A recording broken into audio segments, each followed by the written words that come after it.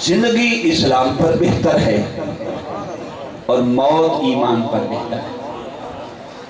अगर जिंदगी इस्लाम पर गुजारना चाहते हो, जिंदगी में इस्लाम का नूर हासिल करना चाहते हो और चाहते हो कि मौत ईमान पर आए, यार जिसकी जिंदगी इस्लाम पर गुजरे, जिसकी मौत ईमान पर आए, किसी आलिम से पूछो इससे बड़ी नेमत क्या हो सकती है?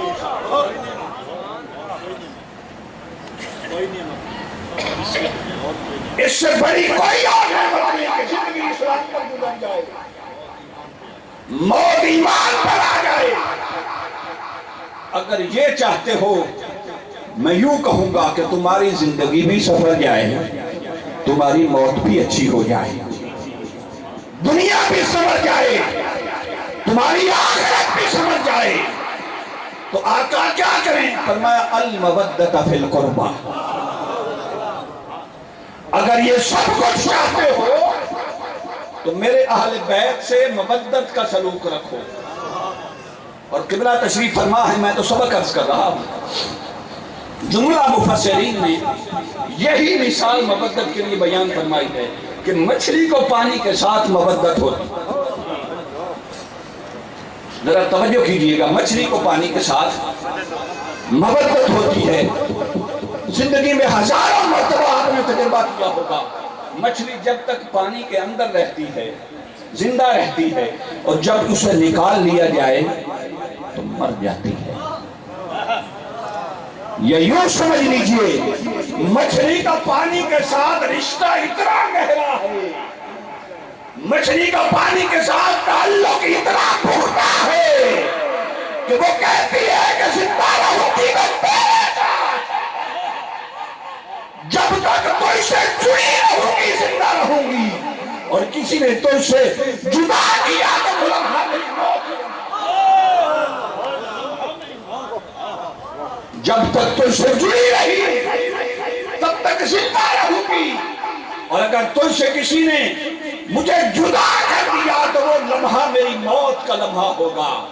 फरमाया कायनात वालों, मेरी अहले बैत के साथ ये ताल्लुक रखो, तुम्हारा ताल्लुक इतना पुख्ता हो कि जिंदगी मेरे अहले बैत के साथ गुजरे, उनकी मवद्दत में गुजरे। और अपने काबा की कसम, जिनकी जिंदगी अहले बैत की मवद्दत में गुजरती है, वो मर के भी नहीं मरते, वो मर के भी नहीं मरते। और जो अहले बैत से ताल्लुक तोड़ लेते हैं, वो चलते फिरते खाते पीते मुर्दे। फरमान मेरे अहले बैत से मवद्दत का सलूक है। हजरत फरमा रहे थे, मैं बस वही हदीस पाक का सहारा लेना चाहता हूँ, बात को दोहराना चाहता हूँ।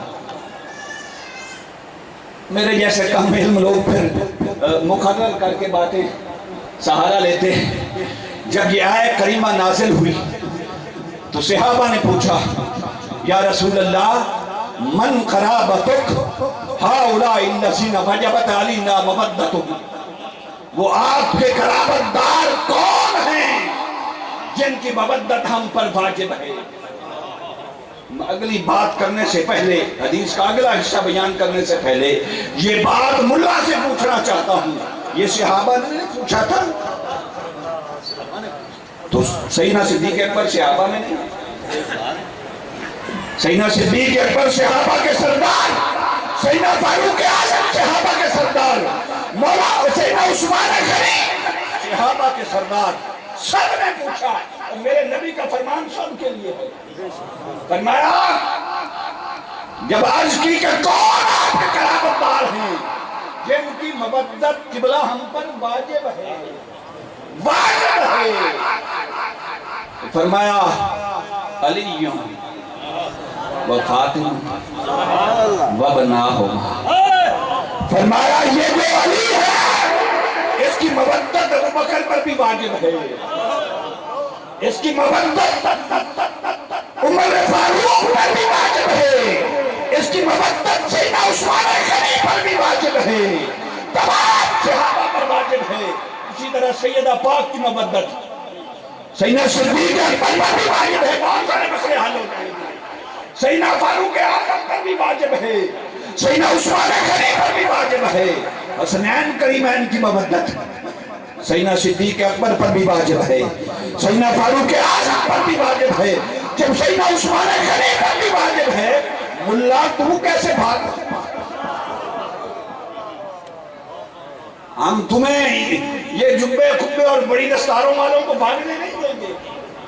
दस्तार के हर पेज की तहकीक है जरूरी, हर साहिब दस्तार मुअज़्ज़ज़ नहीं होता।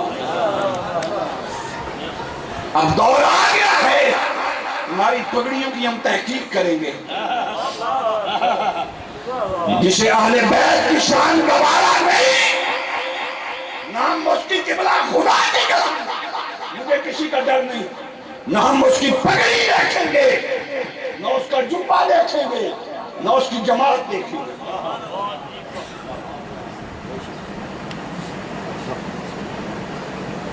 हमें इससे क्या करें?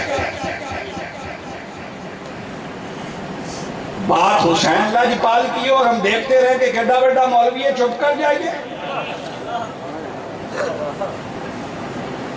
किबला तो हाफिज हैं इकबाल के, वो मसले हता मेज तो अभी खाम है। इकबाल आजा जेरे प्यारे मसले हता जावे ना कि ऐ करिए ते ऐ करिए, तो उन्हें आख्या कच्चा ही पक्का नहीं होया।